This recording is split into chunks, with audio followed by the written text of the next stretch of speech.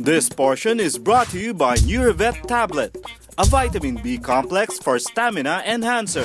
Ang mga aso niyo po ba ay nakakaranas ng panginginig, pagmumuta at pananamlay?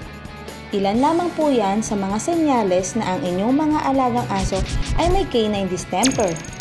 Ano nga ba ang canine distemper at paano ito maiiwasan? Good morning, I'm Dr. Mark Joseph Sinoval from Citygate Animal Clinic. Canine distemper is a viral infection that affects a dog's respiratory, gastrointestinal, and nervous system, and also the conjunctival membranes of the eye. Puppies and adults who have not been vaccinated against the virus are most vulnerable to the disease.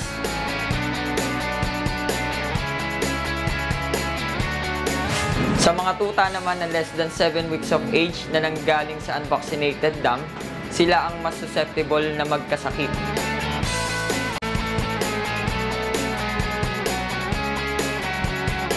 Once infected, pinapahina nito ang katawan ng aso at kadalasan mapapansin natin na merong seizure, shaking, and trembling.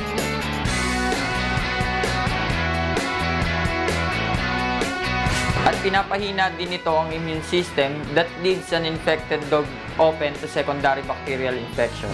Transmission is from dog to dog, from infected blood or saliva, coughing or sneezing, at maging sa pakainan at water bowls ng ating mga alagang aso.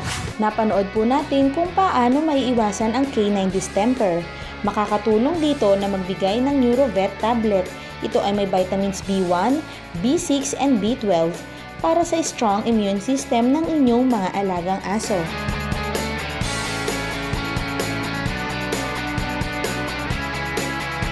Because here at Happy Pets, we're not just giving you the right grooming, but also the proper care and proper medicine.